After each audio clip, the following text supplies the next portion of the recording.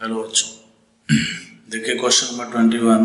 इसमें Cannizzaro reaction पर हमसे प्रोडक्ट पूछा है। बहुत ही आसान क्वेश्चन है। आपको करना कुछ भी नहीं है। C डबल बॉन्ड OH और ये D है, ठीक है। ये जो बेस दिया हुआ है OH माइनस, चूंकि एक स्ट्रॉन्ग न्यूक्लियोफाइल है तो ये क्या करेगा, अटैक करेगा यहाँ पर। ये बॉन्ड खुलेगा O माइनस के रूप में, CO माइनस, ठीक है, DOH। हम जानते हैं कि O माइनस के रूप में कन्वर्ट होने पर इसकी न्यूक्लियोफिलिसिटी भी बढ़ जाती है, दूसरा डबल बॉन्ड का स्ट्रेंथ भी ज़्यादा होता है। तो ये क्या करेगा, दोबारा अटैक करेगा। और जैसे अटैक करेगा तो यहाँ पर देखिए एक है CD बॉन्ड और एक है CH बॉन्ड, ठीक है। तो CD बॉन्ड का जो बॉन्ड एनर्जी है वो ज़्यादा होता है, ठीक है। कहने का मतलब ये बॉन्ड ज़्यादा मजबूत है तो ये वाला बॉन्ड यहाँ से टूट जाता है। और फाइनली जो है देखिए आपको C डबल बॉन्ड O और उसको OH बना दीजिए और यहाँ पर आप D बना दीजिए। ये प्रोडक्ट आपको मिला। साथ ही साथ क्या मिला, हाइड्राइड आयन मिला। अब ये हाइड्राइड आयन क्या करता है, C double bond OH D का जो दूसरा मॉलिक्यूल्स है, ठीक है, उस पर ये अटैक करेगा और अटैक करके इसको खोल देगा, ठीक है। तो अगर आप गौर से देखिए तो ये आपको CH2 में कन्वर्ट होता हुआ दिख रहा है, D, और उसके बाद O माइनस। समझ में आई बात।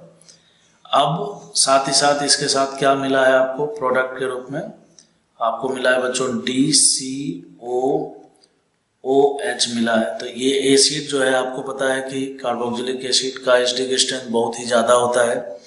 तो कहने का मतलब है कि ये प्रोटॉन को अगर डोनेट करे तो प्रोटॉन को डोनेट करने के बाद इसकी स्टेबिलिटी बढ़ जाएगी, तो ये प्रोटॉन एक्सेप्ट कर लेगा और ये प्रोटॉन डोनेट कर लेगा। तो आपको जो है कुल मिलाकर DCO माइनस दिखेगा। तो DCO माइनस देखिए यहाँ पर दिख रहा है, ठीक है। और दूसरा है कि यहाँ से हाइड्रोजन निकल के आएगा तो OH दिखेगा, ठीक है। तो CH2DOH ऑप्शन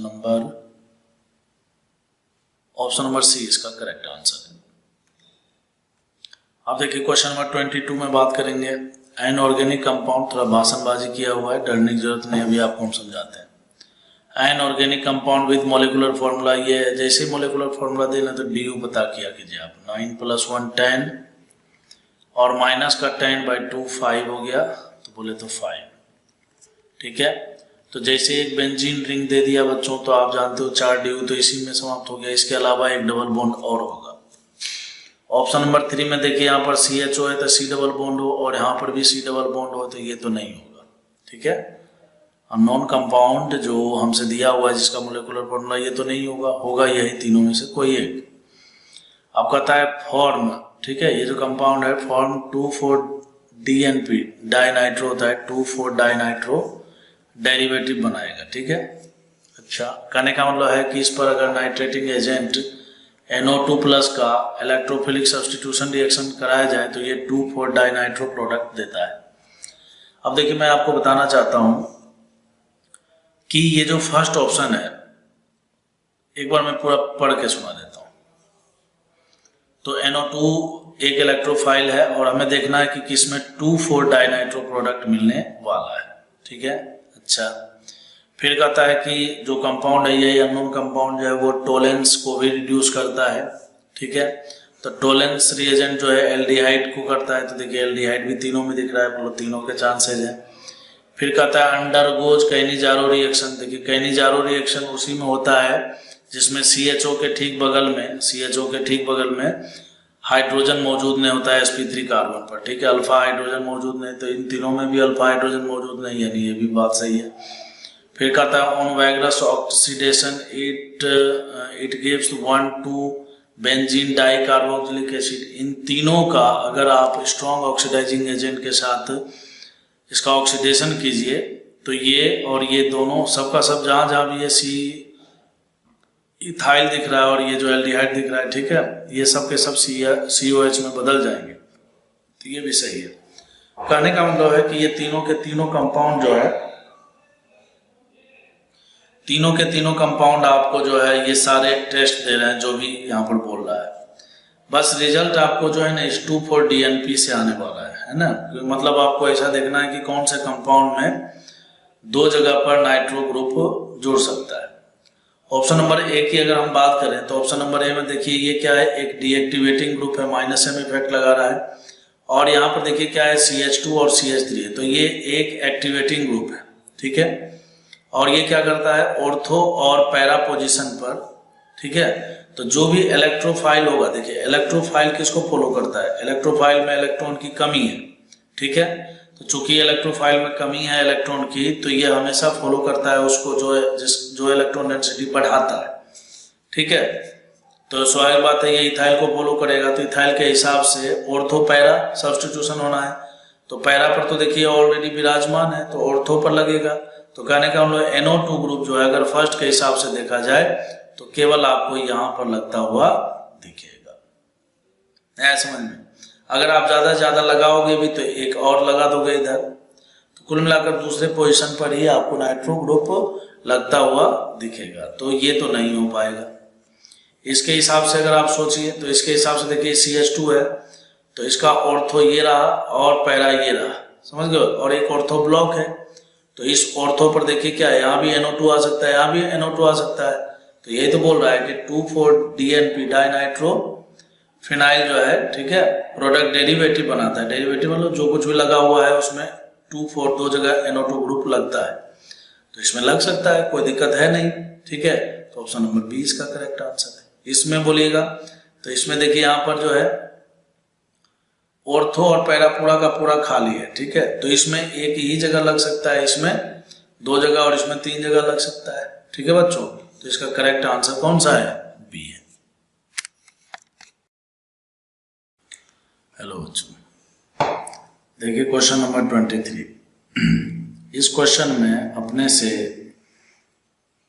पूछा गया number of intramolecular aldol condensation product. यहाँ पर मेजर माइनर की बात नहीं हुई है, केवल आपसे ये पूछा गया है कि इंट्रामोलेकुलर एल्डोल कंडेंसेशन से कितने प्रोडक्ट बनते हैं। देखिए सबसे पहला नंबर फर्स्ट स्टेप में क्या होता है, हम लोग जानते हैं कि कार्बन आयंस बनता है, तो कार्बन आयंस कहाँ कहाँ बन सकता है, कार्बन आयंस यहाँ पर बन सकता है, कार्बन आयन यहाँ पर बने और यहाँ पर अटैक हो, एक पॉसिबिलिटी ये हो सकती है। तो कितने मेंबर का रिंग बनेगा, 1 2 3 4 5 6 और 7 एक पॉसिबिलिटी ये, ठीक है बच्चों। हालांकि 7 मेंबर का जो साइक्लाइजेशन होता है वो मेजर प्रोडक्ट नहीं देता है, लेकिन यहाँ पर बोल रहा है number of intramolecular aldol condensation product, यहाँ पर मेजर माइनर सारे लेने हैं, समझ गए बात को, ओके। तो एक प्रोडक्ट ये बन सकता है। दूसरा, अगर इस 5th वाले पर कार्बन आयन बनता है तो अगर यहाँ पर अटैक हो तो 5 मेंबर का रिंग बनेगा, ठीक है, एक तो ये बन सकता है।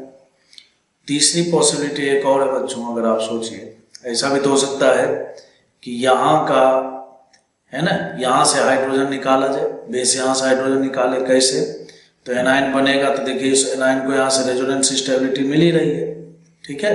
तो जहाँ कहीं पर भी C डबल बॉन्ड O होगा उसके ठीक बगल वाले कार्बन से पर अगर हाइड्रोजन मौजूद है, ठीक है, तो कहने का मतलब यह है कि वहां से वहां पर एसिडिक हाइड्रोजन मौजूद होता है, ठीक है, वहां पर एनायन बनेगा। तो यहाँ पर देखिए एनायन बन रहा है। अब ये जो एनायन बना, ठीक है, तो अब ये एनायन क्या करे, अगले स्टेप में यहाँ पर अटैक करे, तो देखिए यहाँ पर 1 2 3 4 5 मेंबर रिंग बन रहा है। तो कुल मिलाकर 3 प्रोडक्ट आपको यहाँ पर दिखेंगे, जिसमें सबसे ज्यादा स्टेबल मेजर प्रोडक्ट की बात करेंगे तो यहाँ से यहाँ का एनायन हो और एल्डिहाइड पर अटैक करे, ठीक है, समझ में आई बात, ठीक है। तो कुल मिलाकर बताइए कितने प्रोडक्ट यहाँ पर बनने वाले, 3, तो ऑप्शन नंबर सी इसका करेक्ट आंसर होगा। अब देखिए हम लोग जो है क्वेश्चन नंबर 24 के बारे में बात करेंगे। इसमें देखिए एक मोलिकुलर फॉर्मूला दिया हुआ है, डी यू निकाल के देख लीजिए, डी यू बराबर हो जाएगा 8 - 14/2 बोले तो 7 और ये हो गया 1। इसका मतलब यह है कि कंपाउंड में एक डबल बॉन्ड मौजूद होना चाहिए, जैसा कि देखिए सब सारे कंपाउंड में दिख भी रहे हैं आपको। चलिए बहुत बढ़िया। और फिर उसके बाद देखिए कहता है the compound A exist in geometrical isomer. तो देखिए यहाँ पर CH2 एंड पॉइंट पर है और CH2 एंड पॉइंट पर है, तो ये ज्योमेट्रिकल आइसोमर दोनों नहीं शो कर पाएगा, ठीक है, तो इसका मतलब ए और सी में से ही कोई एक आंसर होगा। फिर उसके बाद कहता है बी एंड बी, ठीक है, यहाँ पर देखिए, सॉरी, कहने का मतलब ए जो है ज्योमेट्रिकल आइसोमर शो करता है, तो ये दोनों नहीं होगा। फिर उसके बाद ए का ओजोनोलाइसिस होगा तो बी और सी मिलेगा आपको। तो इसका मतलब हमें क्या करना है, इसका ओजोनोलाइसिस करना है। ओजोनोलाइसिस भी देखिए यहाँ पर जिंक के प्रेजेंस में हो रहा है। तो आप जानते हो कि दो प्रकार का ओजोनोलाइसिस होता है, एक रिडक्टिव, दूसरा ऑक्सीडेटिव। तो जिंक के प्रेजेंस में रिडक्टिव होता है, बोले तो एल्डिहाइड कीटोन में बदलेगा। तो यहाँ से आपको इसको ब्रेक कर देना है और एल्डिहाइड कीटोन में बदलिए। चलिए लिखते हैं इसको, CH3 CH, फिर CH3, यहाँ पर देखिए C डबल बॉन्ड O और CH3 कीटोन में बदल गया। और दूसरा प्रोडक्ट बन रहा है बच्चों CH3 CHO। इसी प्रकार से अगर आप यहाँ पर देखेंगे तो देखिए CH3 का होल थ्राइस है यहाँ पर, ठीक है, और उसके बाद CHO है, और दूसरा है बच्चों CH3 और उसके बाद जो है CHO है, ठीक है, कोई दिक्कत नहीं है। चलिए बहुत बढ़िया। अब क्या होगा यहाँ पर, हाँ फिर आगे पढ़ते हैं। कहता है कि अब आपको जो है दो प्रोडक्ट B और C मिल गया है। कहता है B गिव्स कैनिजारो रिएक्शन, है ना, इसमें से दो में से एक कैनिजारो रिएक्शन देगा।